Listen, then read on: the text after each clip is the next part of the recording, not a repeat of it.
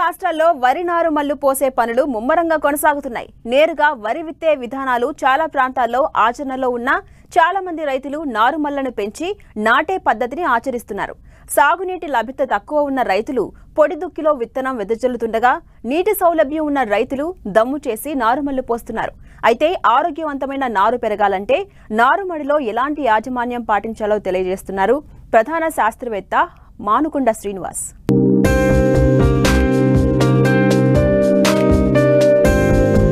నాణ్యమైన విత్తనం, ఆరోగ్యవంతమైన నారు వరిలో అధిక దిగుబడికి సోపానం. నీటి లభ్యతను బట్టి కొంతమంది రైతులు మెట్ట నారుమళ్ల పెంపకం చేపడుతుండగా ఇప్పటికే చాలా చోట్ల నార్లు పోసుకున్నారు. కొన్ని చోట్ల నాట్లు వేసేందుకు నారు సిద్ధంగా ఉంది. మరి నారు పుష్టిగా పెరిగి 25 నుండి 30 రోజుల్లో అందిరావాలంటే విత్తన శుద్ధి, పోషక యాజమాన్యం తప్పనిసరి అని సూచిస్తూ నారుమడిలో చేపట్టాల్సిన సమగ్ర యాజమాన్య పద్ధతుల గురించి రైతులకు తెలియజేస్తున్నారు మారుటేరు ప్రాంతీయ వ్యవసాయ పరిశోధనా స్థానం ప్రధాన శాస్త్రవేత్త మానుకొండ శ్రీనివాస్.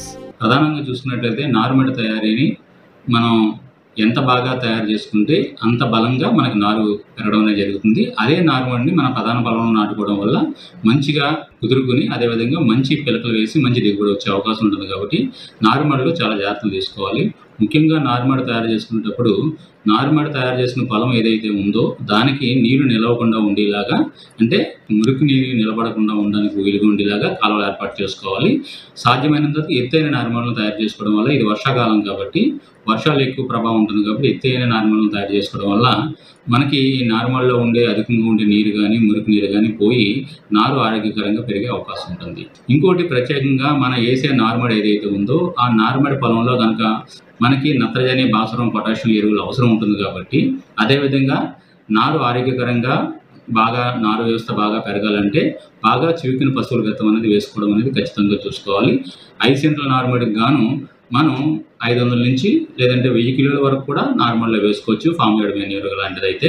అదేవిధంగా మనకి ఒకవేళ పశువుల గతం వేయలేని పక్షంలో ఉన్నట్లయితే ఖచ్చితంగా నత్రజని, భాస్వరం ఇచ్చే ఎరువులు, అంటే నత్రజని రూపంలో ఇచ్చేది యూరియా కానీ, లేదంటే సింగిల్ సూపర్ ఫాస్ఫేట్ కానీ, లేదంటే మ్యూరేట్ ఆఫ్ పొటాష్ రూపంలో ఉండే పొటాష్ కానీ, ఈ ఎన్పీకేలు అందించే ఎరువులు నార్మల్లో 5 సెంట్ల నార్మల్గా చూసుకున్నట్లయితే మనం సుమారుగా యూరియా అనుకోండి 2.2 కిలోలు యూరియాని వేయవలసి ఉంటుంది. అదేవిధంగా సింగిల్ సూపర్ ఫాస్ఫేట్ అయితే 6.2 అంటే 6.5 కిలోలు వేయవలసి ఉంటుంది.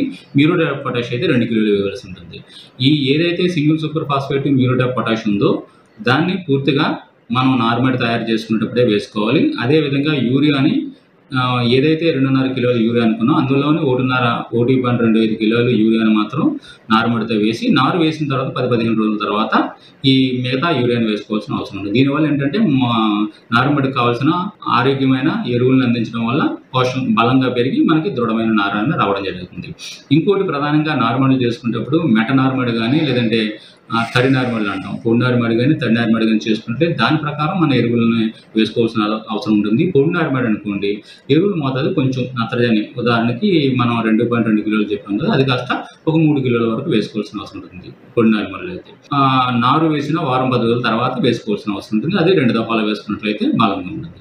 అదేవిధంగా ప్రత్యేకించి మనకి కలుపు సమస్య అనేది కూడా నారుమడిలో ఈ మధ్యలో ఎక్కువ గమనిస్తూ ఉంటాం. అక్కడక్కడ గడ్డి జాతి కానీ, వెడల్పాటి కలుపు మొక్కలు కానీ, తుమ్ము జాతి కానీ కలుపు మొక్కలు మనకి ఎక్కడైనా కనిపించినట్లయితే సాధ్యమైనంత వరకు కూలీలతో తీయించేసుకోవడం వల్ల నారుమడిలో ఏ రకమైన కెమికల్స్ వాడకుండా మనం మంచి ఆరోగ్యమైన నారుమడిని తీసుకోవచ్చు. అట్లా కాకుండా కూలీలతో తీయించడానికి పక్షంలో ఉన్నట్లయితే కలుపు బాగా ఉధృతి ఎక్కువ ఉందన్నప్పుడు ప్రత్యేకించి మనం ఆలోచించవలసింది ఏంటంటే వెడల్పాటి మొక్కలు ఉన్నాయా, లేదంటే తుమ్మ జాతి, గడ్డి జాతి మొక్కలు ఉన్నాయా అని దాని ప్రకారం మందులు వాడుకోవాల్సిన అవసరం ఉంటుంది.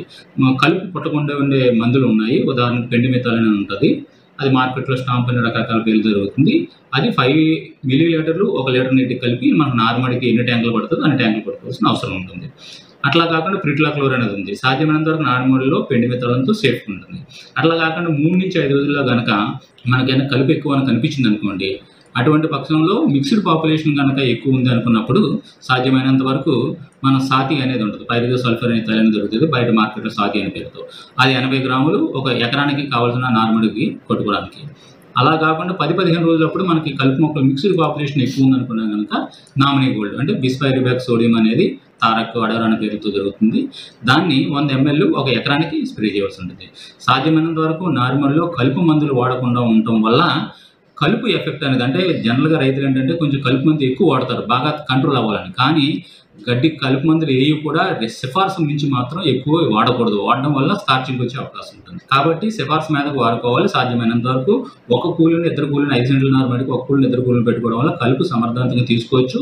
అదేవిధంగా మనకి ఆరోగ్యవంతమైన కలుపు మందు కలుషితం కానీ ఈ నారుమడిని మనం తీసుకునే అవకాశం ఉంటుంది. ఇంకా ప్రత్యేకించి మనకి ఈ ఖరీఫ్ సీజన్ కాబట్టి అక్కడక్కడ ఏదైతే కొంచెం మెట నార్మల్ వేస్తామో లేదంటే ఎత్తైన నార్మల్ వేసే ప్రాంతాలు ఉంటాయి అట్లా జింకు లోపం వచ్చే అవకాశం ఉంటుంది. జింకు కానీ ఐరన్ కానీ. అదే కంప్లీట్గా మెట నార్మల్ అనుకోండి ఐరన్ డెఫిషియన్సీ వస్తుంది. ఉదాహరణకి లైట్ సాయిల్స్లో నార్మల్ వేసే చోట ఇనుపు ధాతు లోపం వచ్చినప్పుడు ఇనుపు ధాతు నివారణకు గాను ఫెర్రస్ సల్ఫేట్ అన్నబేదిని మనం దానికి ఒక నిమ్మ చెక్క కలుపుకుని 10 గ్రాములు చొప్పున లీటర్కి పిచికారీ చేసుకున్నట్లు అనుకో, ట్యాంక్కి ఒక 10 గ్రాములు 1 లీటర్ నీటిలో కలిపి పిచికారీ చేసుకున్నట్లయితే ఈ ఐరన్ డెఫిషియన్సీ అనేది మనం నివారించుకోవచ్చు. అదే జింకు లోపం కనుక అంటే పసుపచ్చ ఆకులు పసుపచ్చగా అయిపోతాయి.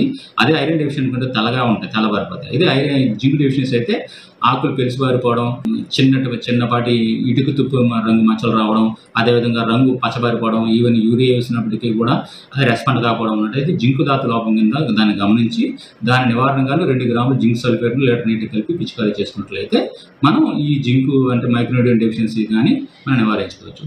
అంటే ఎంత ఆరోగ్యమైన నారుమడిని మనం తీసుకుంటే అంత ప్రధాన పొలంలో మంచి మొక్కలు ఎస్టాబ్లిష్ అయ్యి మంచి దిగుబడులు వచ్చే అవకాశం ఉంటుంది. కాబట్టి నారుమడి విషయంలో శ్రద్ధ వహించాలని రైతులకు మనవి.